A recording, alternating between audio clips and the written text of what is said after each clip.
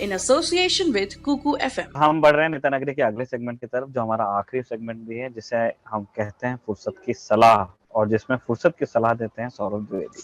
क्या सलाह है इस बार सौरभ आपकी? ये जो तुमने हौले से सरकाया ना कि फुर्सत की सलाह सिर्फ मैं देता हूँ, अरे हम दोनों देते हैं।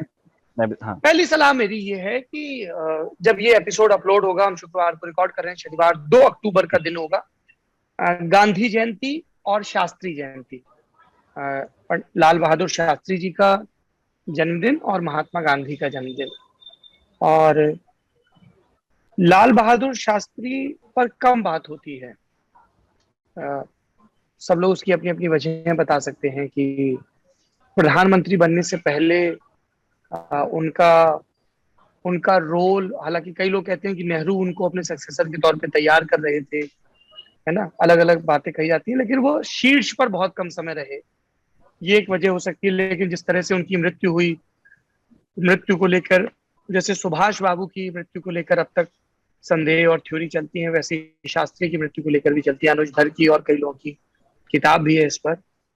और मुझे लगता है कि हमें लाल बहादुर शास्त्री कैसे पॉलिटिक्स के शीर्ष पर पहुंचे और उनकी मृत्यु, इन दो को लेकर और अध्ययन करना चाहिए। और वो जो कम समय था उसमें उन्होंने कैसे, क्योंकि नेहरू के बाद एक वैक्यूम था और बहुत सारे गुट थे, तो कैसे नेविगेट किया। सो लाल बहादुर शास्त्री को एक पॉलिटिशियन के तौर पे दिलचस्प ढंग से पढ़े जाने की जरूरत है। और वो कैसे पॉलिटिशियन थे रणनीति के मामले में, कूटनीति के मामले में। कुलदीप नैयर को अगर आप पढ़ेंगे, क्योंकि वो बहुत करीब रहे हैं शास्त्री के और उनके टीम का भी हिस्सा रहे हैं। स्कूप जैसे कुलदीप नैयर की किताब है, उसमें उस प्रसंग का जिक्र आता है कि कैसे लाल बहादुर शास्त्री ने मोरारजी देसाई को मात दी। तो वो एक पढ़े जाने वाली चीज है, क्योंकि ये बुक्स का सेगमेंट है। मैंने आपको एक किताब रेकमेंड कर दी, स्कूप बाय कुलदीप नैयर। और गांधी जी की बात करें तो बहुत कुछ लिखा गया है। लुई फिशर ने गांधी जी की एक बायोग्राफी लिखी है, वो पढ़ी जानी चाहिए।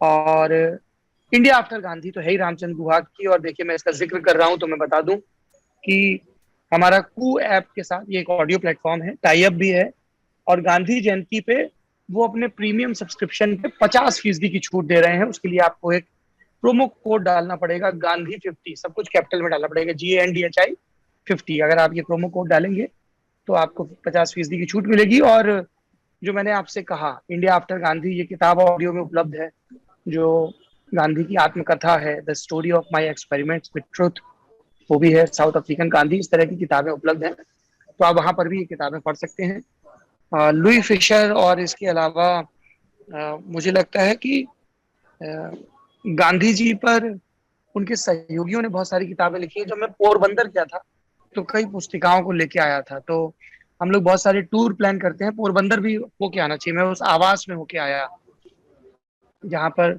गांधी जी का परिवार रहता था, काठियावाड़ वो इलाका कहलाता है। तो 2 रिकमेंडेशन तो मेरी यही है, एक तो अनुज धर की किताब शास्त्री जी की मृत्यु पे, दूसरी किताब स्कूप कुलदीप नैयर की। गांधी जी पे कुछ किताबों का मैंने जिक्र किया। और एक किताब और है जो अभी गांधी जी की मृत्यु पर आई है, और इस किताब का नाम है the murderer, the monarch and the फकीर।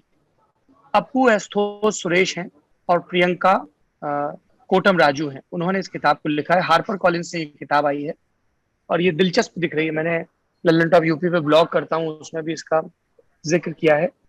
इसके अलावा एक उपन्यास है नीलाक्षी सिंह का, सेतु प्रकाशन से आया है, खेला। अरसे बाद में हिंदी में एक उपन्यास को इतनी दिलचस्पी के साथ और आराम आराम से पढ़ रहा हूँ, सरपट नहीं भाग रहा हूँ, मतलब तसल्ली से पढ़ता हूँ, फिर अच्छा ये तो बड़ी सुंदर बात कह दी तो दोबारा से देखता हूँ। तो मैं अपने हिंदी भाषी दर्शकों को खास तौर पर खेला रेकमेंड करूंगा। नीलाक्षी सिंह का ये उपन्यास है।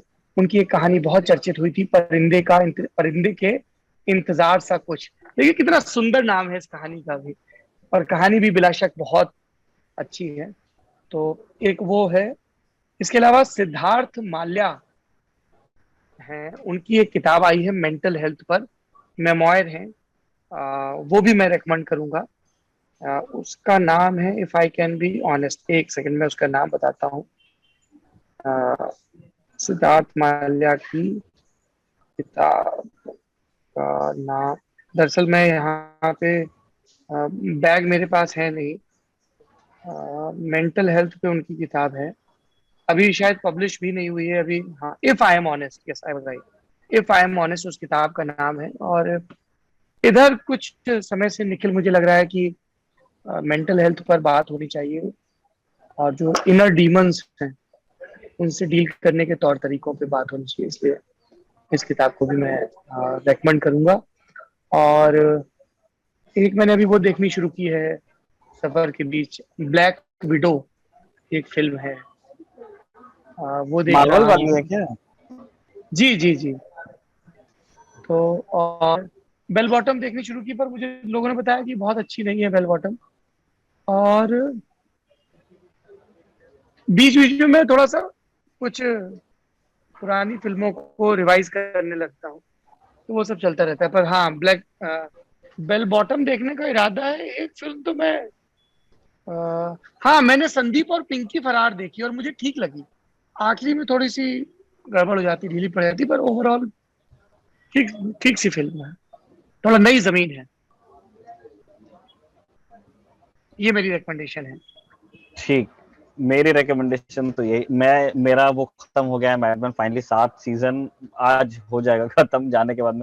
7 सीजन 13 एपिसोड के, 13 7 13 17 जो भी होता हो और आखिरी सीजन में तो 14 या 15 एपिसोड्स हैं, तो वो एक लंबा और बढ़िया अनुभव रहा है। अब मैं सोच रहा हूँ, मैं पीरियड देख रहा था तो मैं पीरियड ही कुछ देख लूंगा, पीकी ब्लाइंडर्स या डाउनटन एब्बी टाइप्स। तो इस हफ्ते की प्लानिंग तो यही है। किताब किताब बताइए।